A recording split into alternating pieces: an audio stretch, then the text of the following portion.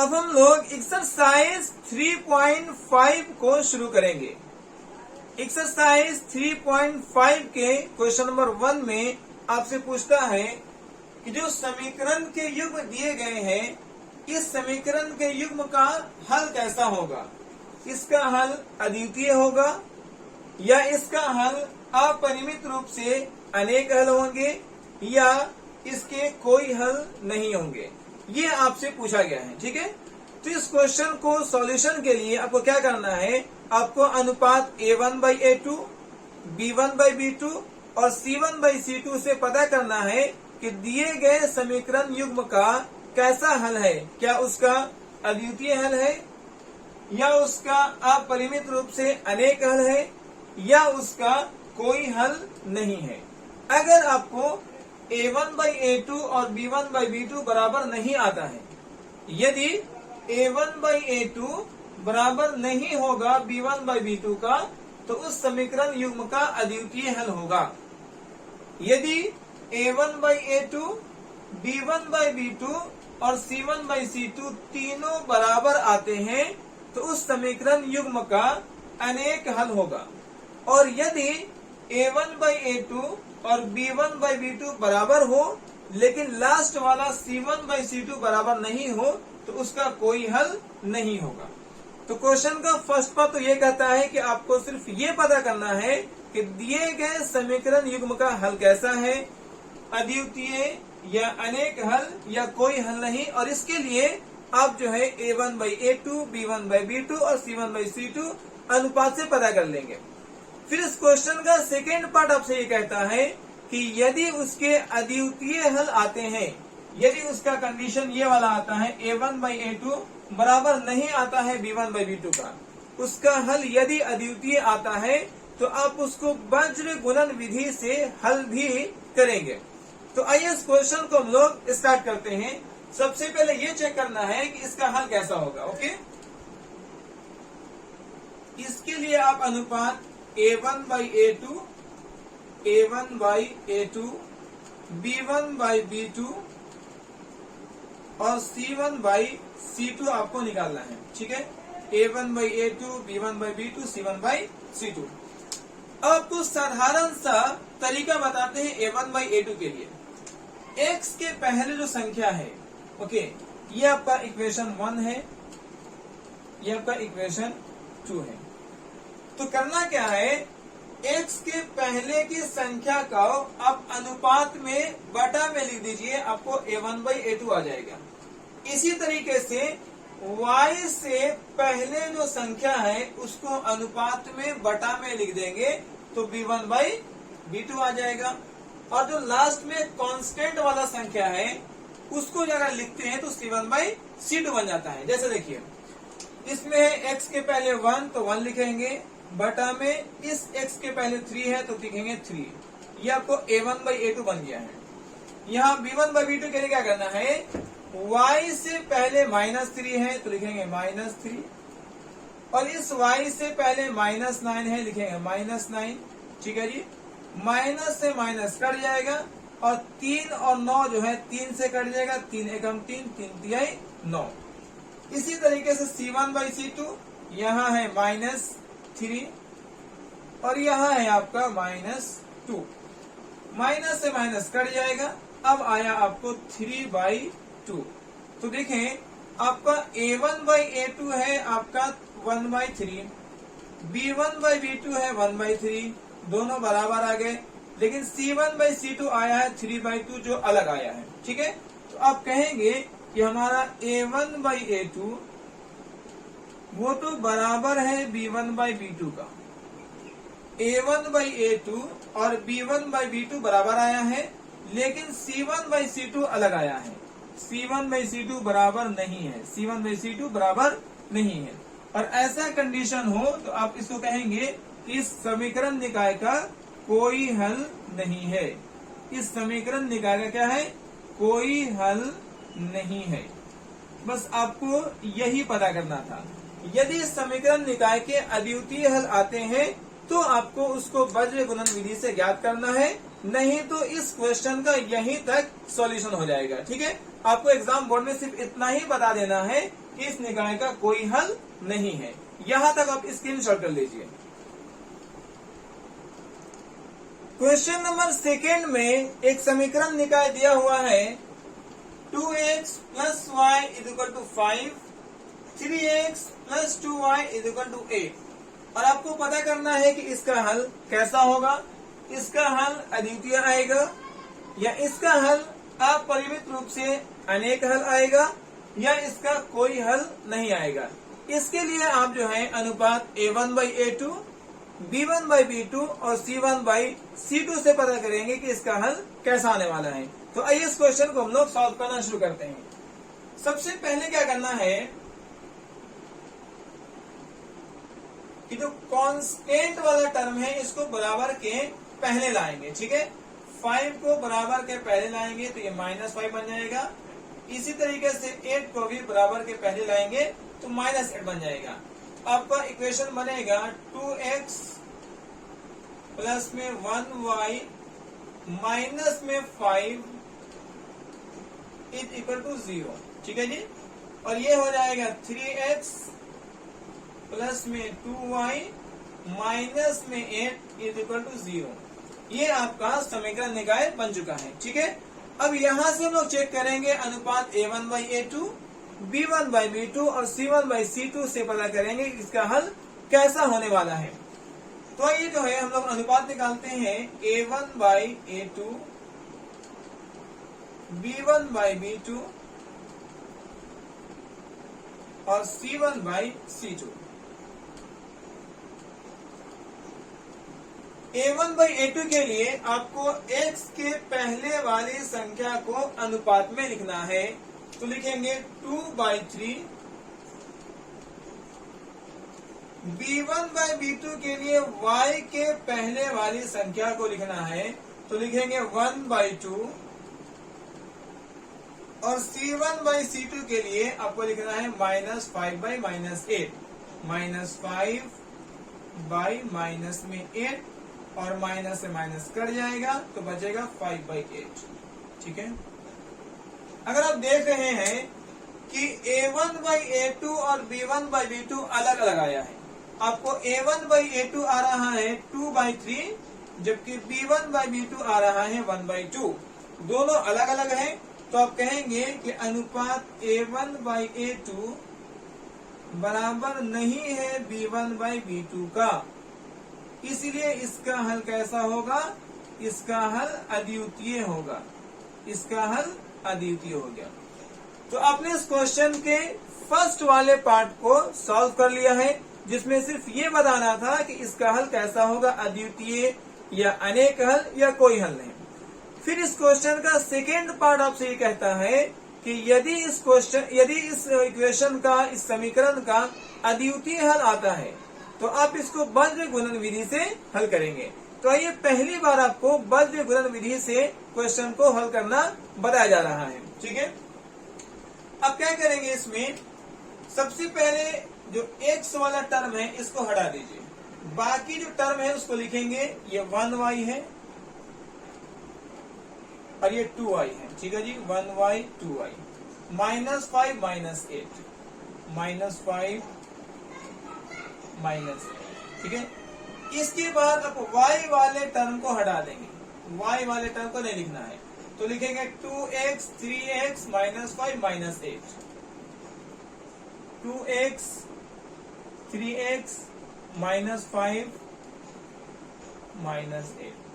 अब आपको इस वाले टर्म को नहीं लिखना है तो किसको लिखेंगे? 2x 3x 1y 2y, 2x 3x 1y और ये 2y हो गया। ठीक है, तो आपने क्या करना है, पहले जो है आपको इस x वाले टर्म को छिपा लेना है तो बचेगा आपको 1y 2y -5 -8, 1y 2y -5 -8। फिर आपको y वाले टर्म को हटा लेना है तो बचेगा 2x 3x -5 -8, 2x 3x -5 -8। फिर आपको इस वाला टर्म को हटा लेना है तो बचेगा 2x 3x 1y 2y।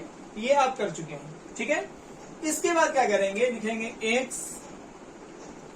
By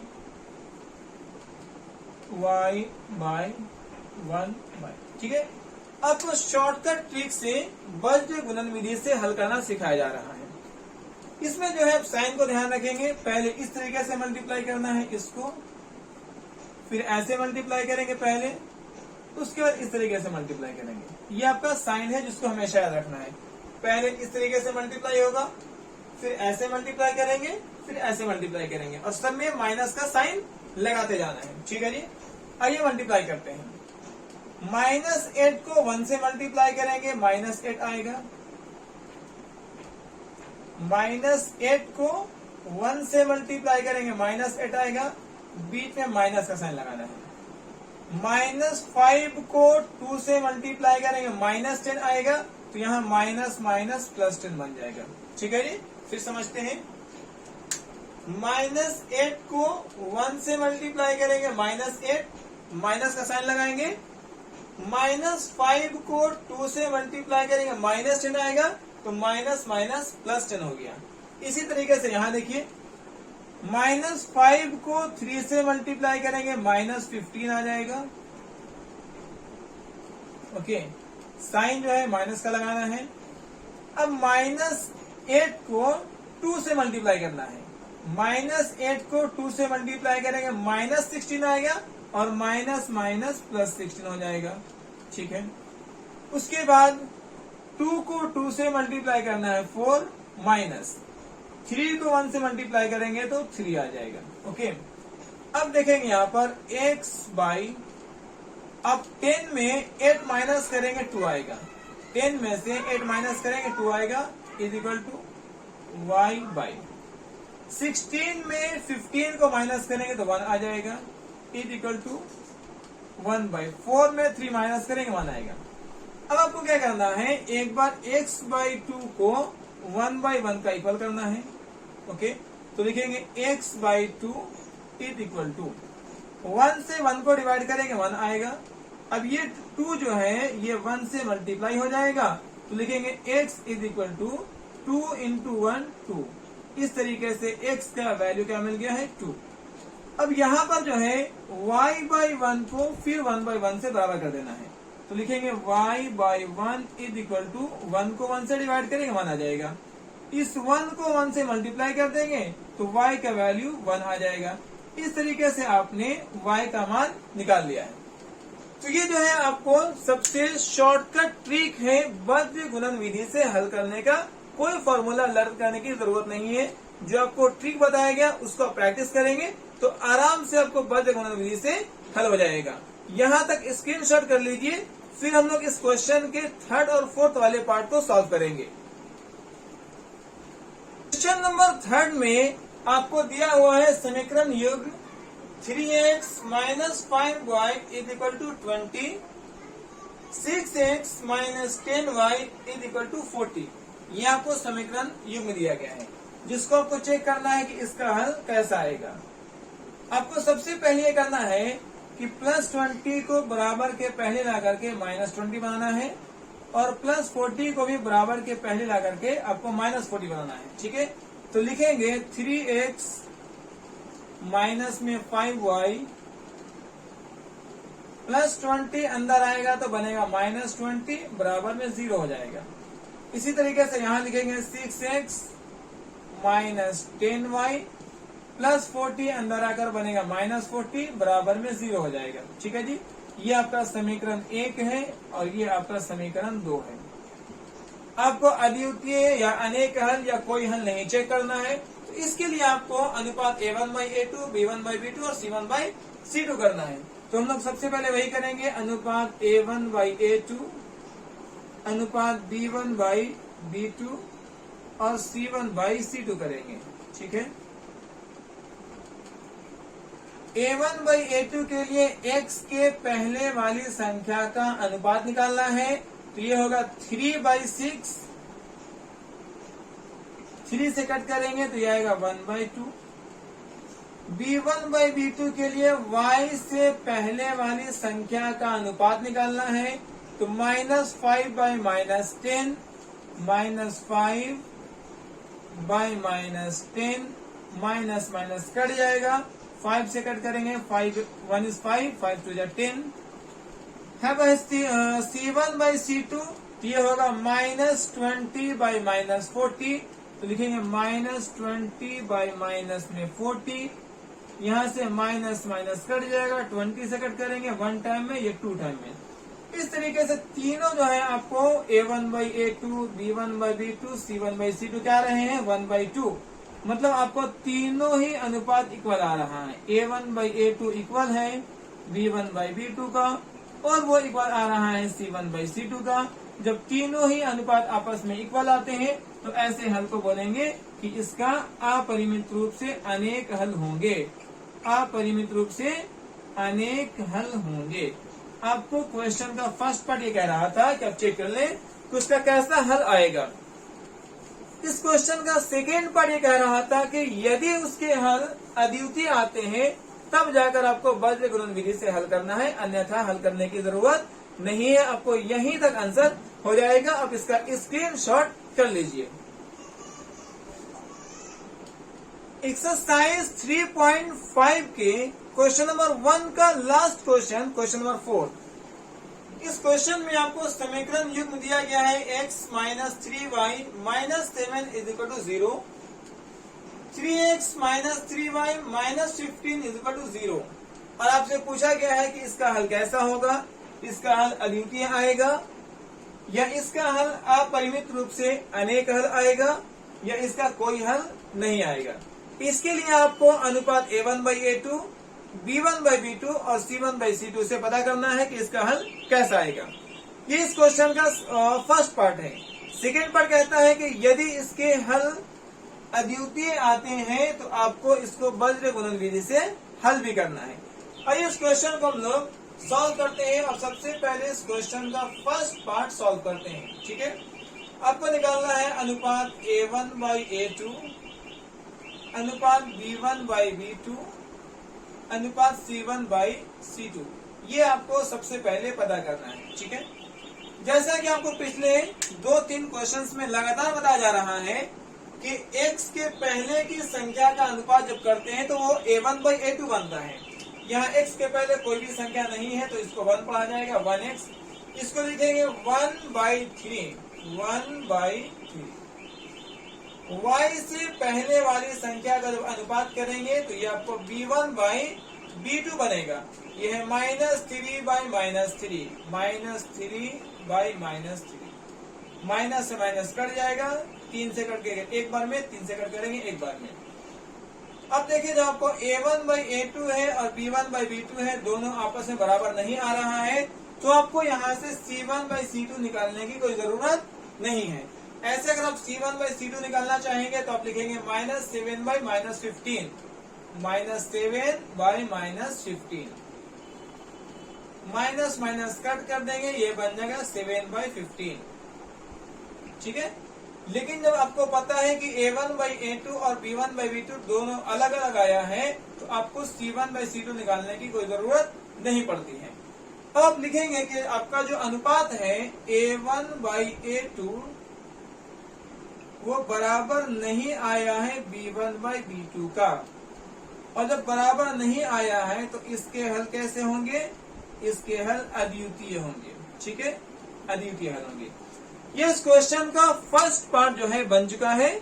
अब यहाँ से इस क्वेश्चन के सेकेंड पार्ट को बनाना शुरू करेंगे, जिसमें बताया गया था कि यदि हल अद्वितीय आते हैं तो आपको वज्र गुणन विधि से हल करना है। अब हम लोग इस क्वेश्चन को वज्र गुणन विधि से हल करेंगे। कैसे हल करना है, तो सबसे पहले क्या करेंगे कि x वाले टर्म को छोड़ देंगे, बाकी को लिखना है। यह है -3y बाई -3y।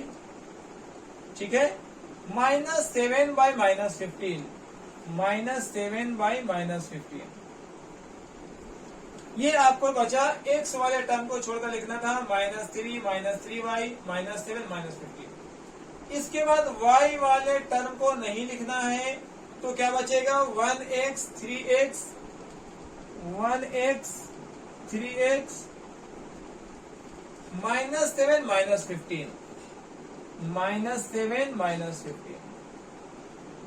फिर लास्ट में जो है आपको इस वाले टर्म को छिपा लेना है, तो बचेगा 1x 3x minus 3 minus 3, 1x 3x minus में 3y माइनस में 3y। ओके, आपको मल्टीप्लाई कैसे करना है, फर्स्ट में इसको मल्टीप्लाई करना है, इसके बाद इन दोनों को पहले मल्टीप्लाई करना है, उसके बाद में इन दोनों को पहले मल्टीप्लाई करना है। ये साइन जो है आप हमेशा याद रखेंगे, ये फॉर्मूला रटने से आपको इस क्वेश्चन को सॉल्व करना थोड़ा टफ हो जाएगा।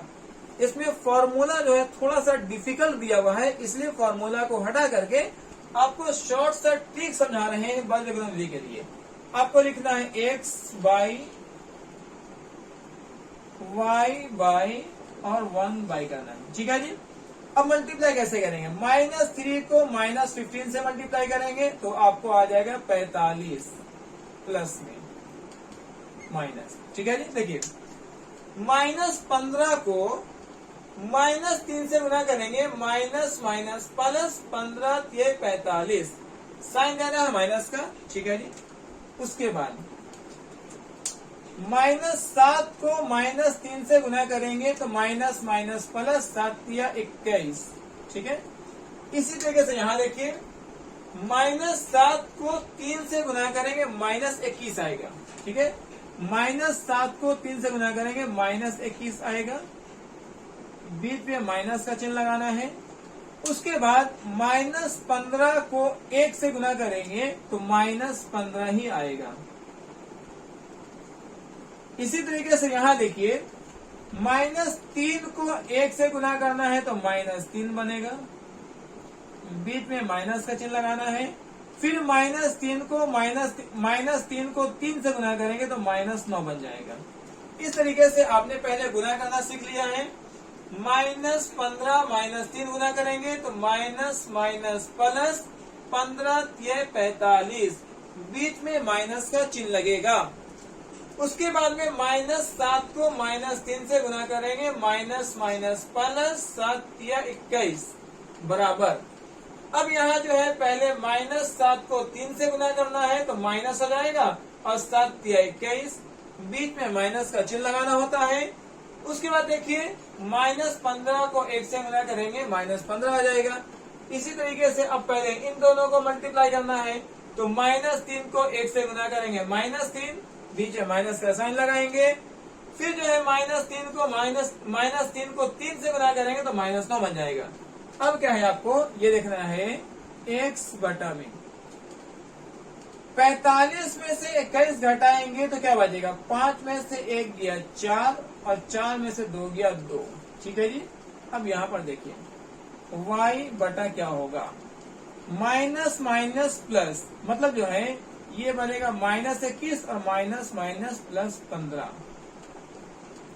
बराबर 1, माइनस माइनस प्लस 9 तो -3 प्लस 9 बन जाएगा। अब क्या है आपको x बटा में 24 बराबर y बटा 15 में से 21 घटाएंगे तो -6 बचेगा और 1 बटा 9 में से 3 घटाएंगे तो आपको 6 बचेगा, ठीक है जी। पहले आपको इन दोनों को बराबर करना है तो आप लिखेंगे यहाँ पर x बटा में 24 बराबर 1 बटा में 6, ठीक है जी। 6 से कट करेंगे यहाँ पर 24 को, 4 बार में कट जाएगा तो अब आया x बराबर 4 का पहाड़ा, एक बार पढ़ेंगे 4 एकम 4। इसी तरीके से यहाँ देखिए y बटा -6 बराबर 1 बटा 6, नीचे नीचे कट होता है तो 6 से 6 कट जाएगा एक बार में। अब बचा y बराबर -1 को 1 से गुना करेंगे 1 हो जाएगा। इस तरीके से y का मान क्या आ गया है 1 और x का मान क्या आ गया है 4। इस तरीके से हम लोगों ने इस क्वेश्चन के सेकेंड वाले पार्ट को भी सॉल्व किया है। अब हम लोग 3.5 के क्वेश्चन नंबर 1 को कंप्लीट कर चुके हैं। आप यहाँ तक जो है स्क्रीनशॉट कर ले, फिर हम लोग नेक्स्ट वाले वीडियो में इस एक्सरसाइज के नेक्स्ट वाले क्वेश्चन को सॉल्व करेंगे।